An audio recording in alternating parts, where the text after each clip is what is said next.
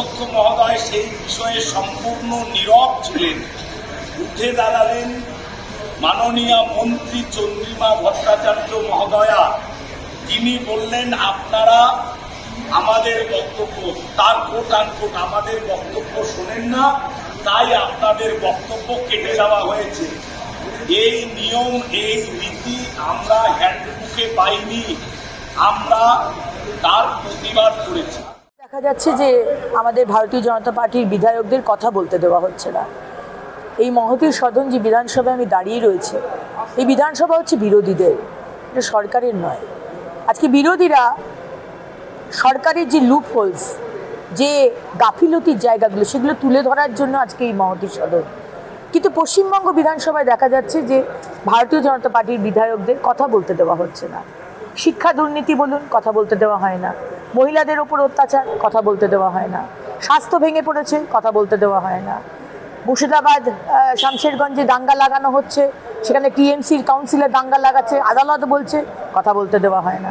সুতরাং আজকে কথাই বলতে যদি না দেওয়া হয়, তাহলে এই মহতী সদনের লাভটা কি?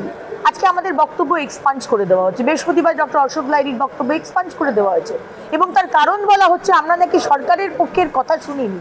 আচ্ছা, কোথায় লেখা আছে বলুন তো যে সরকারের পক্ষের বক্তব্য না শুনলে আমাদের বক্তব্য এক্সপাঞ্জ করে দেওয়া হবে? এবং তারপরে অধ্যক্ষ মহোদয় তার স্টেটমেন্ট না দিয়ে তার হয়ে বক্তব্য রাখছেন সরকারের পক্ষ থেকে চন্দ্রিমা ভট্টাচার্য।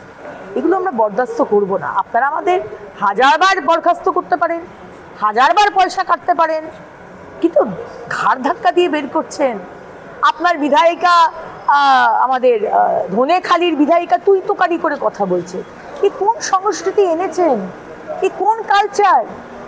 আজকে মুখ্যমন্ত্রী মমতা বন্দ্যোপাধ্যায় এগুলোকে আশকারা দেন। এই ধরনের রাজনৈতিক মান যে নিচে নামিয়ে দিয়েছেন তলানিতে, এটা হয়েছে মুখ্যমন্ত্রী মমতা বন্দ্যোপাধ্যায়ের জন্য। আর গতকাল আমরা দেখলাম একটা ছোট্ট বাচ্চা, ক্লাস 4-এ পড়ে, একটা 9-10 বছরের একটা বাচ্চা মেয়ে, মুসলমান মেয়ে, তাকে মেরে দেওয়া হলো। আজকে জয়োল্লাস করছে কালীগঞ্জে রিগিং ভোটের পরে, জেতার পরে আসল বোম দিয়ে, কালী ফটকা চকলেট বোম নয়, আসল বোম দিয়ে তারা জয়োল্লাস করছে, তারা মিছিল করছে। এই তৃণমূল পার্টি, আমরা বারবার যে কথাটা বলে এসেছি না, তৃণমূল হচ্ছে অ্যান্টি সোশ্যাল, খুনি, রেপিস্ট, এদের পার্টি। আজকে সেটা আবার করে প্রমাণ হয়ে গেল। একটা সংসার শেষ হয়ে গেল, একটা ছোট্ট ফুলের মতো শিশু, তার জীবনটা শেষ হয়ে গেল। সে জানতেও পারলো না যে কেন তাকে মেরে দেওয়া হলো। এটা হচ্ছে আজকের এগিয়ে বাংলার রিয়ালিটি।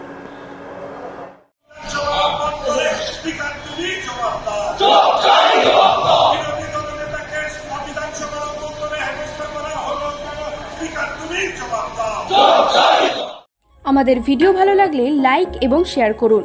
কমেন্ট সেকশনে গিয়ে জানান আপনাদের মতামত।